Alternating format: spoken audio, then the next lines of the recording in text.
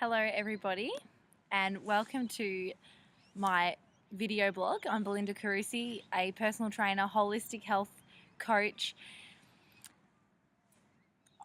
competitive fitness model. I'm not really doing it anymore, but I did it and it was a very big accomplishment. Today what I want to talk to you guys about is depression and suicide. Obviously this has been really pushed forward from the Robin Williams death. From suicide last week, and I am so deeply saddened for him and his family at this time. But what it really brought up to me, and a few people this year I have known to have committed suicide, and it has really worried me and made me feel obviously very sad that people can get to that point. And people might have opinions about suicide, that it's selfish and it's this and it's that, but what really it is, it's a lack of help, and they feel as though they have nowhere to go. And so I started doing my research, and according to the World Health Organization, the WHO, approximately 1 million people commit suicide per year, which is 3,000 people a day, and every 40 seconds one person is committing suicide. Now, if that doesn't make you feel sick and upset, I don't know what will. That is one person every 40 seconds. So in this video, depending on how long it is, there's probably going to be about 5 or 6 people that have committed suicide within this time frame. So this has become very alarming to me because, one, I'm seeing a lot of women, young women, ages 20, 19, 30, 40, all on antidepressants. Obviously, they've been prescribed these from their doctors, and obviously, it is helping them. But what I want to try and do today is try and give you some tips on what I've done myself, because I was anxious and very depressed, and I was able to get myself out of it, one, through exercise, mindset training, and nutrition. This is why I'm so passionate, and this is one of the major reasons why I started my company. So when I was anxious and I couldn't sleep, I couldn't communicate very well, I used to have panic attacks, and I'd have to stop my car on the side of the road because it used to get that bad. Now, I just knew that I just couldn't live like this anymore, and it wasn't me, and I just could never go on medication. I was just no to medication, no to medication, no to medication. There has got to be another way. So I started to look at my lifestyle. And start to look at your lifestyle. If you're not eating healthy food, your body is being repaired by, your cells are being repaired by the food that you are ingesting in your body. If you are negative thoughts constantly, you are what you think you are. So if you're thinking that that you're ugly, or that you're not good enough, or that you're not smart enough, or that everyone hates you, then you are going to attract that into your life. So being aware of your self-language is so important. The day that I stopped telling myself I wasn't good enough, the day that I stopped telling myself I wasn't smart enough, was the day that I started to excel. And exercise, oh my gosh, exercise has changed my life. Especially strength training. The stronger your body is, the stronger your mind is. The more you exercise, the more you release those happy endorphins that are going to make you feel better. And rest. Rest is so important. Rest and just doing things for yourself. I will admit I don't meditate enough, but when I was in my worst state, I did practice breathing. Now, when I did practice my breathing techniques, it allowed oxygen to come to my brain, it allowed oxygen to get through my body, and it relieved so much stress in my life. So when I couldn't sleep, what I used to do is get a book and put it on my stomach, and I would breathe in through my nose as hard as I can. So breathing in, making sure that I didn't have any oxygen in my lungs, and breathing in and expanding my tummy as much as I could. So expanding it, and then the book would rise, and then I'd breathe out and the book would come down. So I was trying not to shallow breathe. I was trying not to breathe through my lungs and breathe through my diaphragm. When you're also breathing through your diaphragm, you're also strengthening up your core.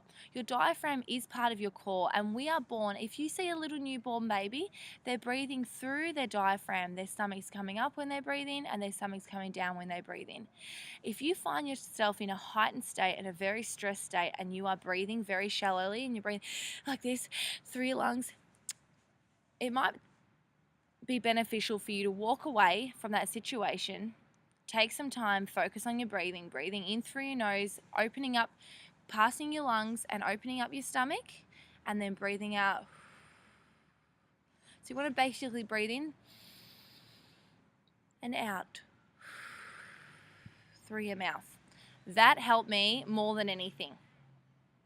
I also used to really, really, really stress about everything in my life. So, if I ever had so many things to do. So I used to wake up in the morning, write down what I was stressed about and what I'd stressed about overnight, put them on paper, looked at them and go, hey, are these really worth to be stressed on? And how can I then delegate these and prioritize these so that I'm able to get through my everyday? Reading books and listening to audios are a very quick way for you to change your mindset. I remember one client came to me and goes, Belinda, I've eaten shit all week. I feel so sorry for myself. I haven't exercised, blah, blah, blah. Her face was like this, and she was looking at me like I was disappointed. At the end of the day, it wasn't my life, it was hers. But what I did, I said, change that state. Get out of that depressed state. Get up. Whenever you feel down, and move your body. So what I got her to do, she was sitting there telling me about how sorry she felt for herself, and I go, get up. Run up and down those stairs and do 5 star jumps. She was smiling by the end of it. One, because I was probably making funny faces at her too. Another tip, when you feel anxious and stressed and you think that your moods and that your life is so bad, say it in a funny voice. Say it in a funny cartoon character. Think about it. I'm so stupid. Ah, I'm so stupid. Ha ha. I'm not that stupid. And it's really funny, actually, the fact that I would say something like that to myself. So try and, imagine your thought is funny and then it's a joke, because really it's only your imagination. It's not real. Also, food is so important, and drinking alcohol is one of the biggest and the worst things you could do if you are anxious and depressed. Try and avoid drinking as much alcohol. You're putting poison in your body.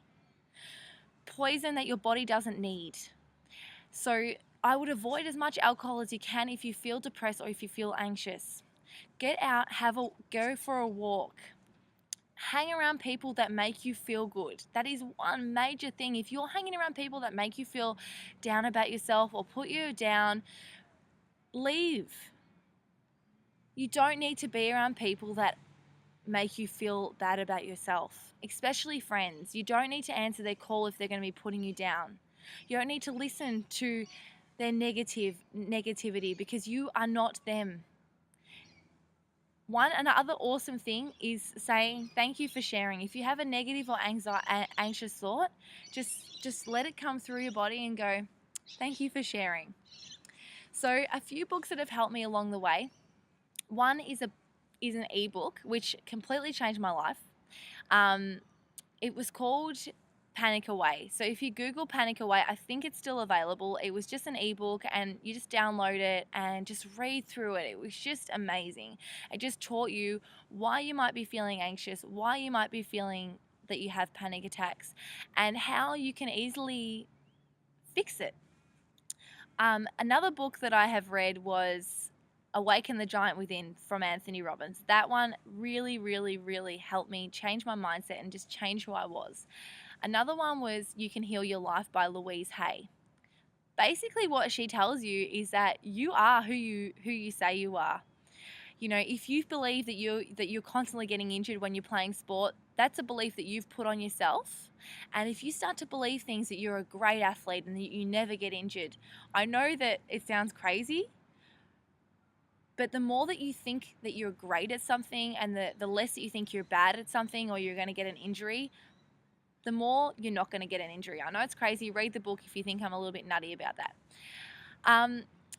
Another thing is try and be healthy and have a healthy, balanced diet and do things that make you happy.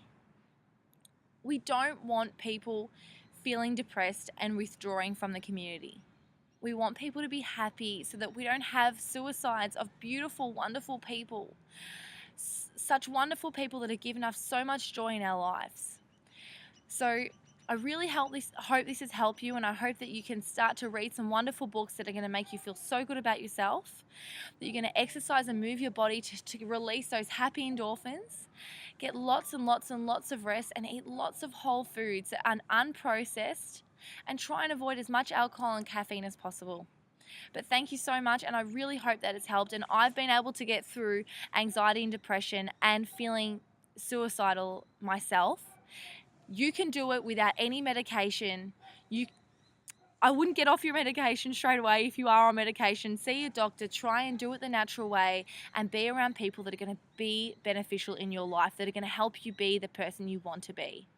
Thank you so much, and I hope this has helped, and rest in peace, Robin Williams. We really pray that you are in a happy place now. Thank you so much.